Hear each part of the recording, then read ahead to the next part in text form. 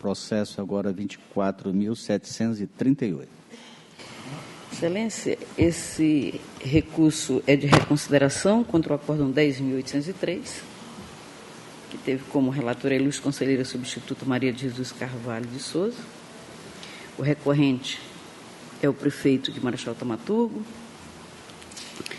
Ele recorre contra a multa que foi aplicada a ele, em razão do processo seletivo simplificado para contratação temporária de pessoal. O processo foi distribuído em cumprimento ao despacho de folha 32, foi encaminhado à DAF, que pela segunda inspetoria se manifestou pelo desprovimento do recurso, mantendo-se a multa aplicada, e o Ministério Público de Contas, por seu ilustre procurador-chefe, doutor Sérgio Cunha Mendonça, manifestou-se as folhas 57 e 62 ao relatório. Com a palavra, Sua Excelência, o procurador, para a sua manifestação. Trata-se de recurso de reconsideração interposto pelo senhor Isaac da Silva Pianco, prefeito de Marechal Thaumaturgo, contra a decisão que declarou a nulidade da contratação de servidores aprovados em processo seletivo simplificado, determinou a recondução dos valores da despesa com pessoal ao limite estabelecido na Lei de Responsabilidade Fiscal e lhe aplicou multa no valor de R$ 14.280, considerando que, diante da necessidade de contratar, não adotou qualquer medida no sentido de reduzir a despesa com pessoal para enquadrá-la no limite legal, não tendo sequer observado as vedações previamente especificadas na legislação que regulamenta a matéria. O recorrente aduz, em síntese, que apresentou justificativa da necessidade da contratação emergencial, considerando que estas não tiveram cunho político e sim decorreram das diversas dificuldades enfrentadas pela municipalidade, além de ter adotado medidas pertinentes para a redução do percentual da despesa total com o pessoal, quando tomou conhecimento das determinações deste tribunal. Por fim, pugna para que os recursos oriundos de repasses federais por ocasião de programas e convênios, dado seu caráter provisório e a forma de contratação adotada pelo município quando viabiliza o ingresso por meio de processo seletivo por tempo determinado, tenham seus montantes financeiros excluídos dos cálculos para fins da despesa com pessoal. A segunda inspetoria se manifestou às folhas 34 a 51, considerando que as razões de defesa não trouxeram elementos suficientes para alterar a situação de descumprimento dos dispositivos da Lei de Responsabilidade Fiscal. Merece destaque o quadro demonstrativo da evolução da despesa com pessoal do Poder Executivo do município, onde fica patente que o gestor não adotou medidas necessárias e urgentes para diminuir os gastos ao limite legal. Pelo contrário, o percentual invariavelmente cresceu nos 6 quadrimestres, abrangendo os exercícios de 2017 e 2018. O processo foi encaminhado a esse Ministério Público de Contas em 28 de fevereiro de 2019. As dificuldades enfrentadas pelo gestor, a urgência e a necessidade das contratações foram exaustivamente debatidas no processo original, não tendo colacionado nenhum documento ou argumento novo capaz de modificar a decisão recorrida. Quanto à exclusão dos gastos com contratações temporárias financiadas com recursos provenientes de programas e convênios federais, o gestor não demonstra que a retirada desses valores mudaria a situação encontrada e faria com que a Prefeitura ficasse abaixo do limite legal estabelecido, o que deveria ter sido feito. A DAF, por entender que não pode haver tal exclusão, não realizou o cálculo necessário, o que não muda o fato que é ônus do recorrente demonstrar que tal mudança de entendimento teria o condão de impactar na situação de irregularidade em que se encontrava. Quanto a essa matéria, cabe lembrar que as receitas provenientes de repasses voluntários integram a base de cálculo da receita corrente líquida, conforme dispõe o artigo 2º, inciso 4, da Lei de Responsabilidade Fiscal, não se enquadrando em nenhuma das hipóteses de exclusão previstas nas alíneas do mesmo inciso. Portanto, o que o recorrente busca é que as receitas constituam um aumento da receita corrente líquida, sem, contudo, que as despesas integrem o cálculo dos gastos totais com o pessoal.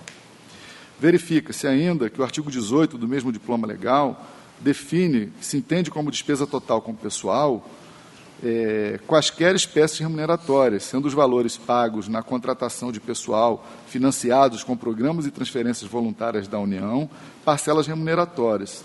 O artigo 19, parágrafo 1º da mesma lei, define casos em que as despesas não serão computadas na verificação do limite, não havendo qualquer menção ao que é postulado no presente recurso. Ressalte-se ainda que a discussão no TCM da Bahia se originou sobre a classificação da despesa dos agentes comunitários de saúde e demais contratações efetivadas no âmbito dos programas na área de saúde, pois, segundo o consulente, os municípios seriam meros repassadores das verbas federais, já que todos os valores percebidos deveriam ser empregados na contratação de agentes para execução dos programas correspondentes. Portanto, o recorrente utiliza um caso específico da área de saúde, dadas suas particularidades, para estender a todos os convênios e programas federais e estaduais.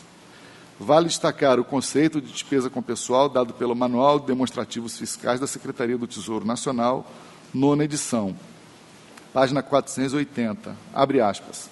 O conceito de despesa com pessoal não depende da natureza do vínculo empregatício. Assim, as despesas com servidores, independentemente do regime de trabalho a que estejam submetidos, integram a despesa total com pessoal e compõem o cálculo do limite de gasto com o pessoal. Assim, consideram-se incluídos tanto servidores efetivos, como cargos em comissão, seletistas, empregados públicos e agentes políticos. Esse também é o caso dos agentes comunitários de saúde e dos agentes de combate às endemias, quer tenham sido contratados por meio de processo seletivo público ou não, fecha aspas. Por fim, a Lei Federal número 12.994/2014, que trata de agentes comunitários de saúde, de agentes de combate às endemias, inclusive no âmbito da estratégia de saúde da família, determinou expressamente que o ente beneficiado com repasse dos programas federais computasse como suas as despesas com o pessoal. E aqui está transcrito o artigo 9º-F, que eu vou dispensar a leitura. Portanto, não há qualquer respaldo legal ou jurídico para a pretensão aduzida pelo recorrente. Ante o exposto, este Ministério Público de Contas opina pelo conhecimento do recurso, por ser próprio e tempestivo, para, no mérito, negar-lhe provimento. É o pronunciamento. Com a palavra, Sua Excelência, relatora, para seu voto. Pelo relatório, pela manifestação do Ministério Público, quando o gestor ele fez publicar o decreto já do concurso, o percentual dele no primeiro quadrimestre de 2017 estava em 61,66%. No terceiro de 2016, que foi antes dele assumir, estava 60,43%. Ele foi num crescendo. No segundo quadrimestre de 2017, ele foi para 64,31%. Terceiro quadrimestre de 2017, 69,23%. Primeiro quadrimestre de 2018, 73,40%. Segundo quadrimestre, 70,45%. E terceiro agora do ano passado, 2018, 67,67%. Posto isso, conheço do recurso de reconsideração apresentado pelo senhor Isaac da Silva Pianchi no mérito, nego-lhe provimento mantendo o acordo número 10.803, 2018 plenário, pelos seus próprios fundamentos e após as formalidades de estilo, pelo arquivamento dos autos. É como voto, senhor presidente, senhoras e senhores conselheiros. Em votação, o conselheiro José Augusto. Relatora. Conselheiro Valmir Ribeiro. Põe o voto, senhor presidente. Conselheiro Antônio Malheiro. Põe o voto, excelência. Conselheira Nalu Maria. Senhor presidente, eu dou conhecimento do recurso. Conselheira Maria de Jesus. Acompanhe a relatora.